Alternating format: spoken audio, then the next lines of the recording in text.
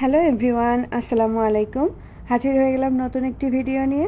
আজকের ভিডিওতে আপনারা যে মাছটি দেখতে পাচ্ছেন, এই মাছটি পছন্দ করেন না এরকম বাঙালি কিন্তু খুঁজে পাওয়া খুবই কঠিন ব্যাপার।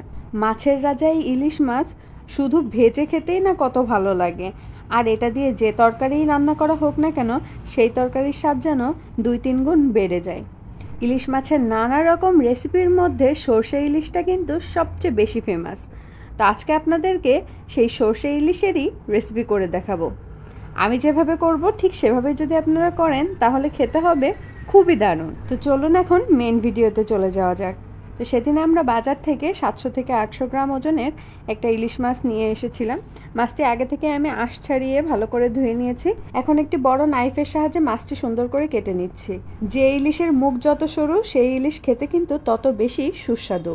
ইলিশ মাছের শরীরের রূপালি রং একটু বেশি চকচকে হয়ে থাকে। ইলিশ মাছ মস্তিষ্কের কার্যক্ষমতা বাড়ায় এবং ইনসুলিন নিয়ন্ত্রণে রাখতে সাহায্য করে। ইলিশে বিদ্যমান ভিটামিন এ এবং ওমেগা 3 ফ্যাটি অ্যাসিড আমাদের চোখের জন্য বেশ উপকারী। তো কথা বলতে বলতে আমি মাছগুলো সব কেটে সুন্দর করে ধুয়ে একটি বাটিতে নিয়ে নিয়েছি।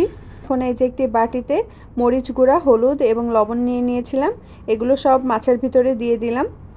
আর দিয়ে দিচ্ছি সরিষার তেল। এখন খুব ভালো করে মাছগুলো মাখিয়ে নিতে হবে। এমনভাবে মাখাতে হবে যেন প্রতিটা মাছের গায়ে খুব সুন্দরভাবে মশলাটা লাগে।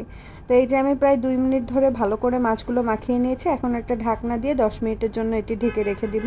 যেহেতু আমি আজকে সর্ষে ইলিশ করব, আমার রেসিপির মূল উপাদান কিন্তু সর্ষে। তো আমি একটা বাটিতে কিছু পরিমাণে সরিষা আর কয়েকটা কাঁচামরিচ নিয়ে নিয়েছি। এগুলো খুব ভালো করে ধুয়ে নিয়েছি। এখন এই সরিষা আর কাঁচামরিচের মধ্যে সামান্য পরিমাণ পানি অ্যাড করে আমি এটা ব্লেন্ডারে কিছুক্ষণের জন্য ব্লেন্ড করে নেব।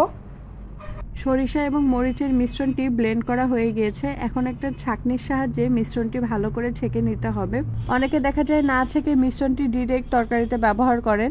এক্ষেত্রে দেখা যায় সরিষার খোসাগুলো মুখে পড়লে তিতা তিতা লাগে এবং খেতে খুব একটা ভালো লাগে না। এজন্য ছেঁকে নেবেন, এতে তরকারির স্বাদটা খুব ভালো আসবে।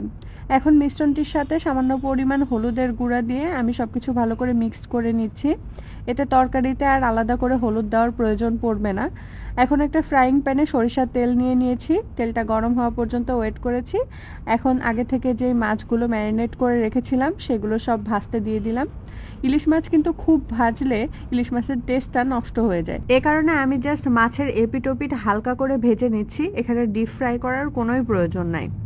তো মাছটা একটু ভাজা ভাজা হয়ে গেলে এ পর্যায়ে আমি আগে থেকে যে মিশ্রণটি তৈরি করে রেখেছিলাম সরিষা, মরিচ এবং হলুদের, সেটা এখন আমি মাছের মধ্যে দিয়ে দিচ্ছি।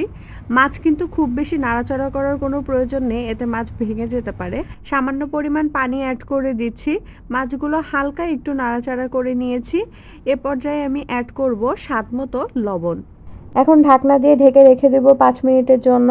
5 মিনিট পর ঢাকনা উঠিয়ে নিয়েছি। এখন উপর থেকে চেরা কাঁচামরিচ দিয়ে দিব, এতে ফ্লেভারটা খুব ভালো আসবে। মাছগুলো একটু উল্টিয়ে দিব, এতে মাছের অপর পিঠেও ভালো করে মশলাগুলো লাগবে। এরপর আবারও ঢাকনা দিয়ে রেখে দিব 2 থেকে 3 মিনিটের জন্য।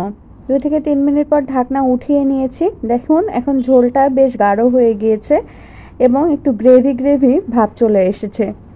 এ পর্যায়ে উপর থেকে কাঁচা সরিষার তেল ছিটিয়ে দিতে হবে এবং চুলাটা নিভিয়ে দিতে হবে। এখন আর চুলায় জাল দেওয়ার কোনো প্রয়োজন নাই। তো দেখুন আমি চুলাটা অফ করে দিয়েছি এবং ঢাকনা দিয়ে এটা 5 মিনিটের জন্য রেখে দিব, যাতে কাঁচা সরিষার তেলটা খুব ভালোভাবে মাছের ভিতরে মিক্সড হয়ে যায়। তো 5 মিনিট পরে আমি ঢাকনা উঠিয়ে নিয়েছি। ঢাকনাটা উঠিয়ে নেওয়ার পরে কি যে সুন্দর একটা সুইট অ্যারোমা আসছিল সর্ষে ইলিশের, কি বলবো আপনাদের। তো এই যে একটা সার্ভিং বলে সুন্দর করে সর্ষে ইলিশগুলো আমি সার্ভ করে নিচ্ছি। ইলিশ মাছ এমনিতেও আমাদের বাসার সবার খুবই পছন্দ, আর তার উপরে যদি হয় সর্ষে ইলিশের রেসিপি তাহলে তো কথাই নেই। তো আমি যেভাবে বানিয়ে দেখালাম আপনারাও সেইভাবে বাসায় বানিয়ে ট্রাই করবেন, ইনশাল্লাহ খুবই মজার হবে। বিশ্বাস করেন সর্ষে ইলিশের এই রেসিপিটা এত বেশি টেস্টি হয়েছিল, আমাকে যদি কেউ এটা মার্কিং করতে বলে আমি 10 আউট অফ 10 দিব। তো যাই হোক, আশা করি ভিডিওটি আপনাদের ভালো লেগেছে। আমি খুব সহজভাবে দেখানোর ট্রাই করেছি। তো দেখা হবে নেক্সট ভিডিওতে। সে পর্যন্ত সবাই ভালো থাকুন, সুস্থ থাকুন। আসসালামু আলাইকুম, আল্লাহ হাফিজ।